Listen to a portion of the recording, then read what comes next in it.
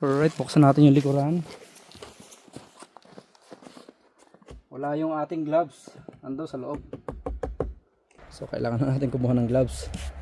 So kahit dito alas 10 na ng umaga, madilim pa rin po. So ang alis namin ng mga alas 2 pa, sakto-sakto lang, mga 9 pa natin ito mapapasok bago pa tayo makapagtanggal ng ice. Yan o, kita nyo o. Tigas. Buo-buo na. So kung papaandarin yung wiper na yan, masisira talaga po. Hindi lang yung rubber, pati yung motor mapipersa.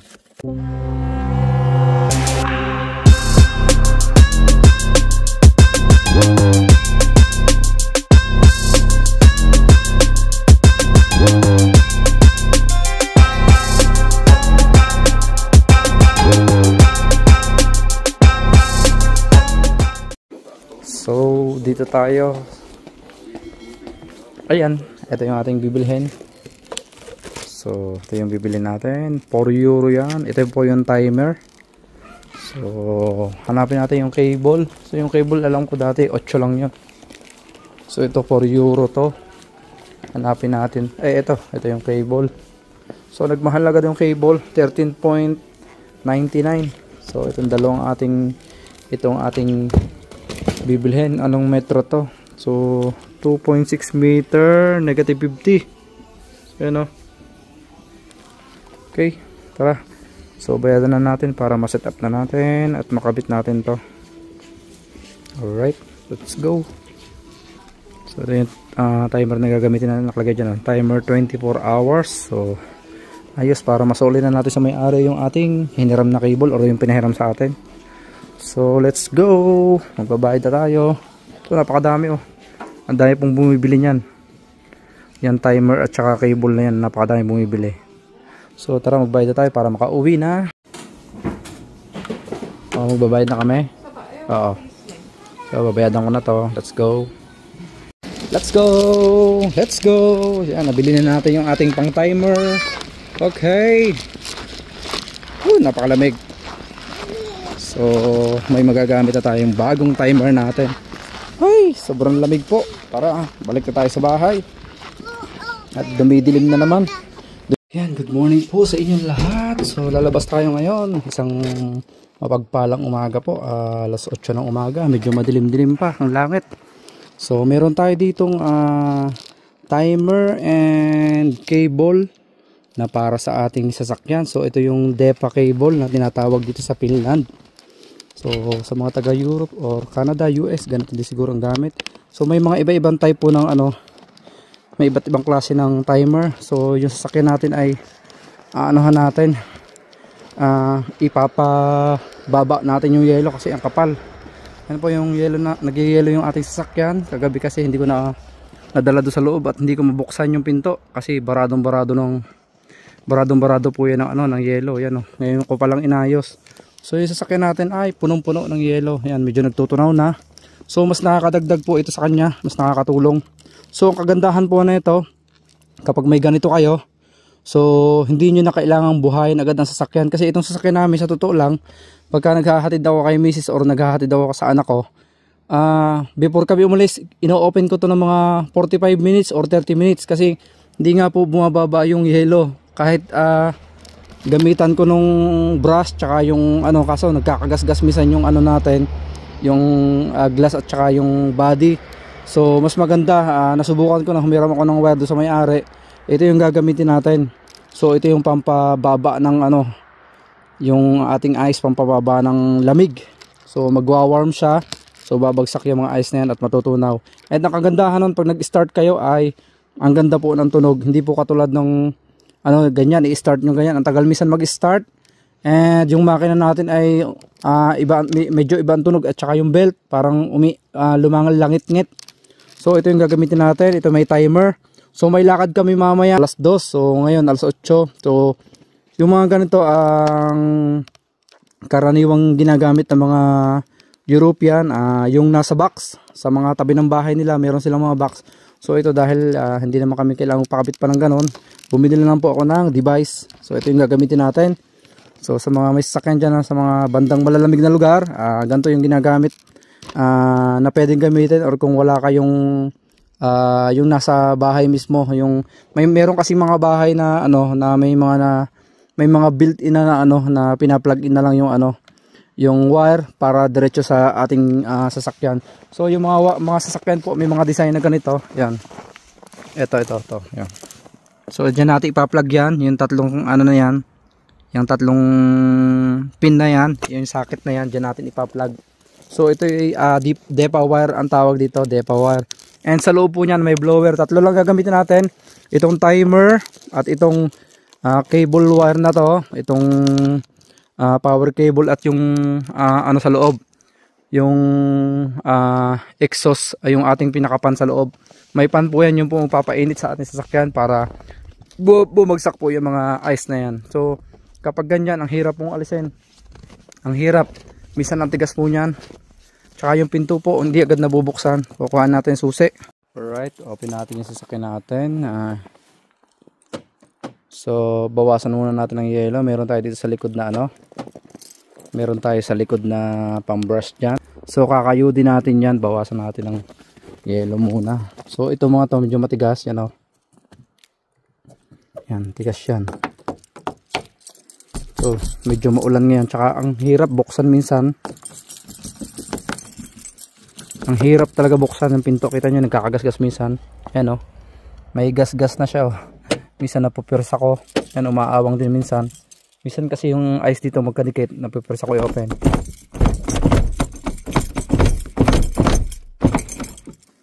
Yun. Kita nyo yung ice sa loob. Yan o. Nakapal. So, minsan ang hirap niyang buksan.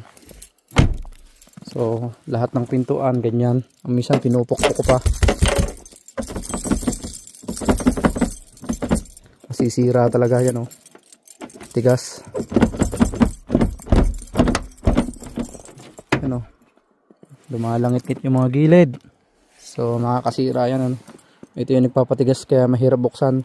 Pero kung gagamitan nyo ng DEPA wire na to, tsaka yung paggaganahan natin yung ating fan sa loob, yung heating system natin, ayan po ay cool down at madaling buksan. So kamukha nito, kita na yung likod ng sasakyan natin, hindi na makita yung plate number. Mahina pa nga to nung isang araw, hindi ko lang na-videohan. Mas makapal talaga at napakahirap buksan talaga. So alisin muna natin ang ice. Tigas. Kuha natin yung brush natin. So wait lang. Alright, buksan natin yung likuran. Wala yung ating gloves. Ando sa loob.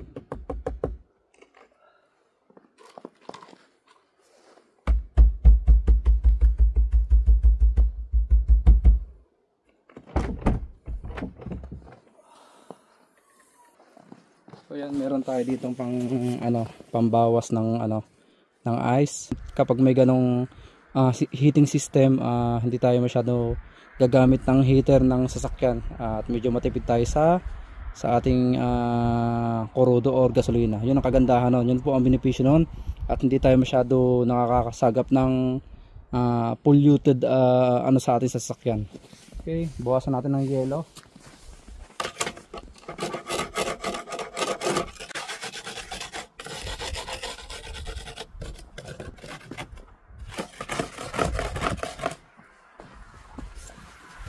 Lapit natin yung camera. Makikita nyo naman, oh. Napakatigas nung sa plate number natin. Ayan, oh. Kita nyo. Kapag nagkakagasgas, kaya mas maganda po gagamitan natin ng yan, oh. Buo-buo yung yelo, oh. Tigas. So kapag may ganon heating system tayo, mas maganda po. So bawasan lang natin and close muna natin to para makabit natin yung ating set up na natin yung ating wire. So zoom natin na konti, lamig na sa kamay. So kailangan na natin kumuha ng gloves. So kahit dito alas 10 na ng umaga, madilim pa rin po. So ang alis namin ng mga alas 2 pa, sakto-sakto lang, mga 9 pa natin ito mapapasok bago pa tayo makapagtanggal ng ice. Yan, kita nyo, oh. Tigas. Buo-buo na. So kung papaanda rin yung wiper na yan, masisira talaga po. Hindi lang yung rubber, pati yung motor mapipersa.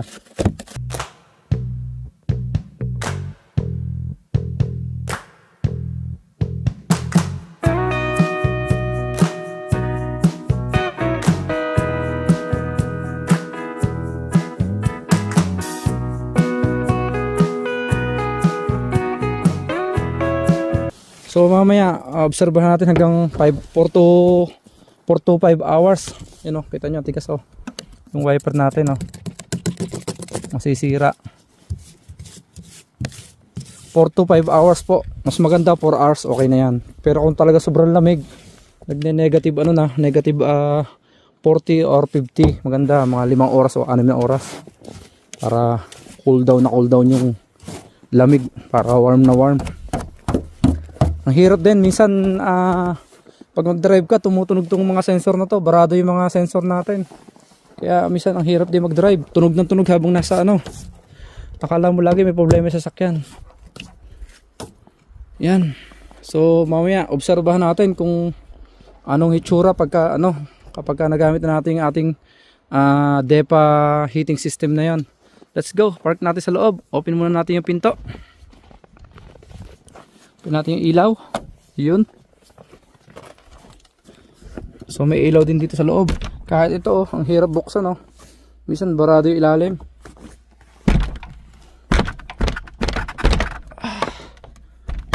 Ano pang ginagawa ko dyan?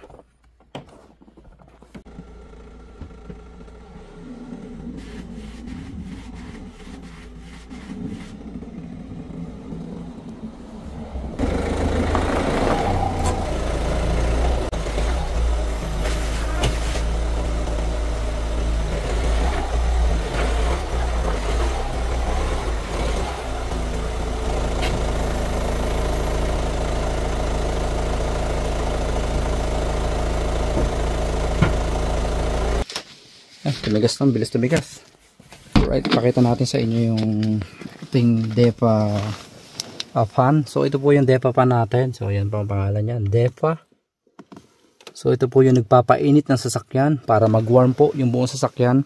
So ang kagandahan nito, bago kayo mag-start, nakakatulong po talaga siya and maganda yung performance ng makina. Tsaka wala kayong naaamoy na kung anong parang pollution sa makina na lumalabas sa aircon. Napakaganda po, smooth na smooth. So dapat may ganito kayo, yan. And may ganito kayo. Itong timer na to. Iba-ibang madami pong klase ng brand ng at ng model ng DEPA timer. At saka itong ating DEPA power cable. So dapat itong tatlo na to, meron kayo.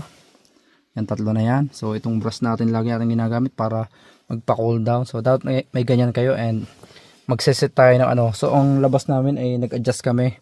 Ang labas namin mamaya ay mga 5 to 4 o'clock. So ngayon ay alas 8 ng umaga, mag-alas 9 ng umaga ngayon.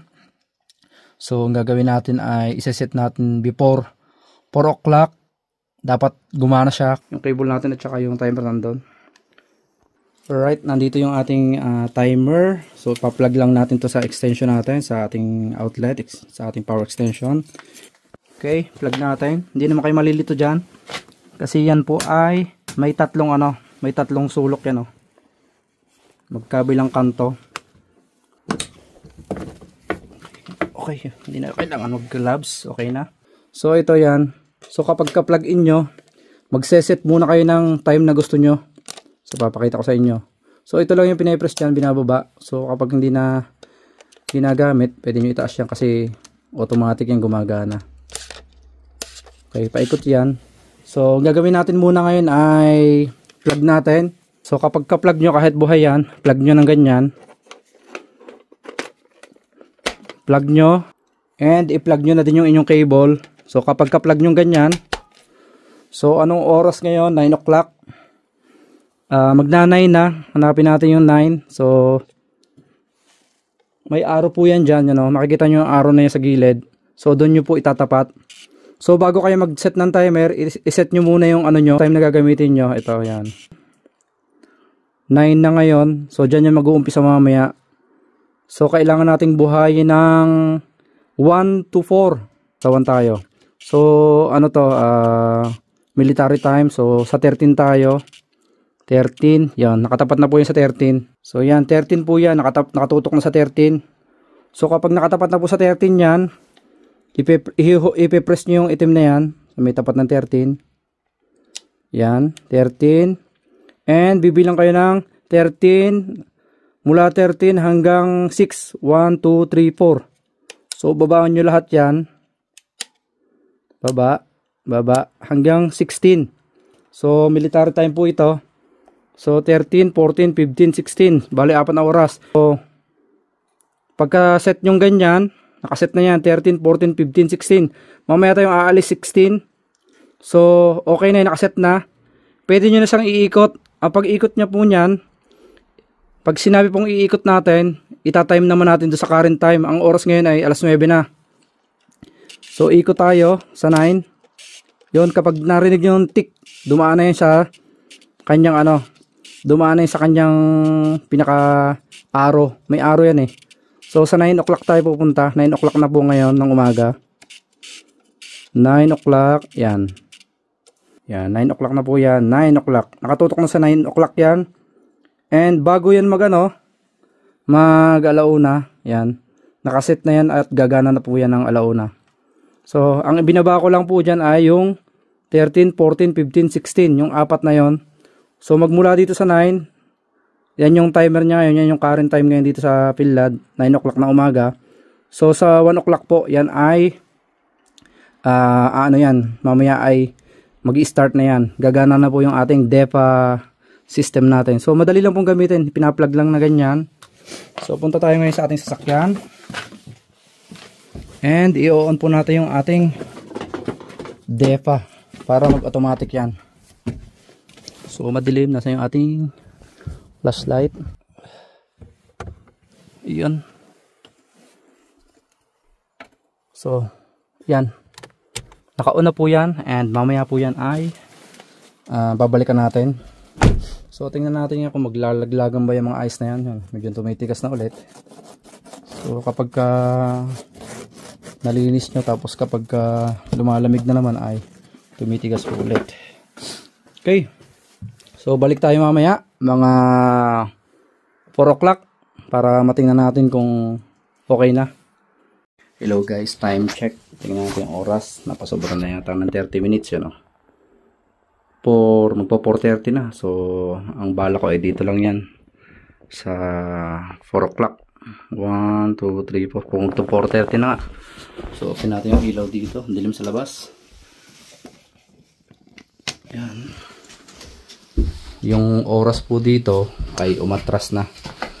At yung dilim ay may hapon pa lang ay dumilim na. So, ganun po sa Europe. Bandang Europe. Nag-a-adjust po yung oras. Hindi ko alam kung sa US ganun din. So, tara dito sa ating sasakyan.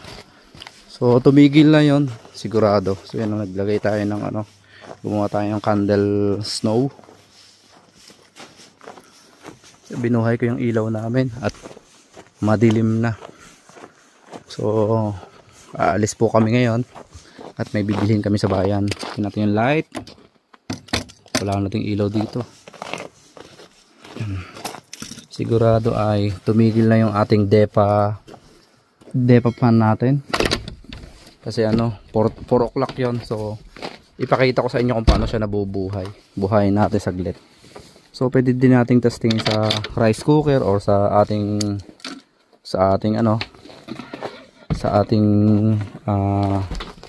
Christmas sa ating Christmas tree ganon. So, hindi makita wait, flashlight natin. Tingnan natin na itsura ng sasakyan natin. So, sure wala na po ang yelo niyan. So, yung mga natitira na yan sa mga gilid niya, hindi na po talaga maaalis yan lahat. Hindi po maaalis. Saka sa gulong, hindi din maaalis kasi ang inaano niya lang dito ay yung body natin.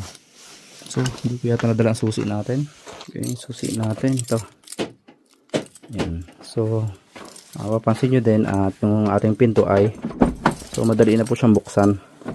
Yan, natunaw na din po yung mga sa gilid na ice na dumidikit tsaka mahirap buksan yung ating pintuan. So yung mga nasa baba na yan, hindi na po yung matatanggal yan. So ang init ngayon sa loob, mainit, warm na warm, napakasarap. So pupunta tayo sa bayan at bibili tayo ng panghanda. So yan mga yelo na hindi mo tatanggal yan. Ganon din dito sa harap yan, yung mga ice na yan, hindi matatanggal yan. Ang matatanggal lang po dyan yung sa gilid, sa mga bintana. And nandito sa ating taas yan, ang dumi kasi na dry siya. So sa isang araw na tayo magkakaruwash. Tingnan natin yung ating DEPA wire. Yan yung mga nasa ilalim na po yan, hindi po yan matatanggal, hindi po yung kasali. Yung nasa ano lang, yung nasa loob lang ng sasakyan, mga gilid. Yung mga gilid nito. So patay yung DEPA ano natin, DEPA system. So mag-adjust tayo na konti. Buhay natin, pakita ko sa inyo kung paano gumagana to. So naka-plug in pa yan. Madilim ngayon, buhay natin ng isang ilaw dito. Okay, buhay natin yung ano, kasi yung switch to isa lang kaya tinatanggal ko tong sa ilaw.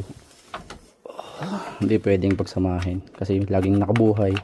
So yung extension kasi dito, ito, iisang switch. Lahat ng socket na yan, yung sa outlet na to, ayan.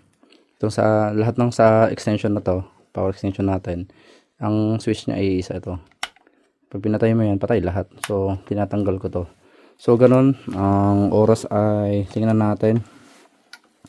So natapos tayo sa lapit natin sa 16. So anong oras na ngayon? Sa 16 tayo natapos kanina, yun ang sinet natin ng umaga. So nag-start siya ng pag-andar ng alauna ng 13, 14, 15, 16. So anong oras na ngayon? Napasobran na tayo ng oras. So ano na ngayon? Yan, 4:35 na. So 4:35, i-on natin na konti para makita ko sa inyo kung paano gumagana. Ayun.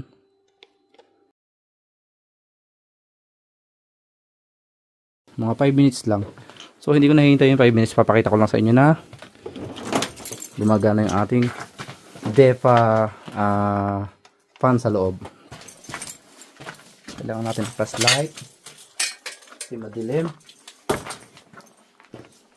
Okay, so marinig nyo may umuugong yan o. Yan yung ating DEPA fan.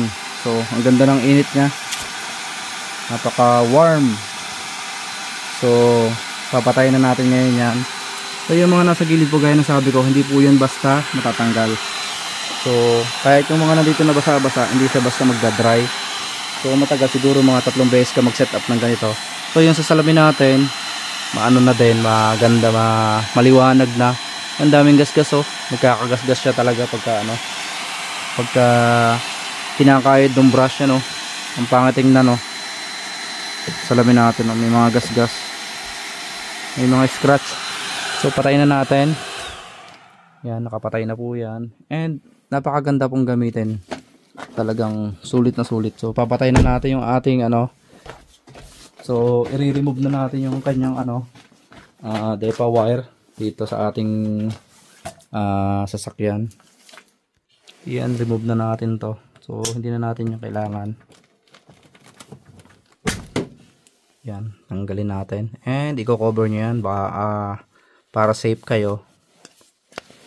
So may gloves naman tayo sa kabila. Yan. Kapag hindi ginagamit ay i-remove nyo. And ganun din sa ating extension. Tanggalan nyo din para sa sunod makapag-setup kayo. So pinagana ko lang siya ng 5 minutes. So kapag hindi nyo ginagamit, kasi naka-on yan kapag nakababa. Ito, naka-on yan. So wait lang, tanggalin natin. Okay, remove natin yan ngayon. So naka-remove na. Remove din natin yung wire. So ganun lang. Sana nasundan nyo yung video natin ito, and maraming salamat po.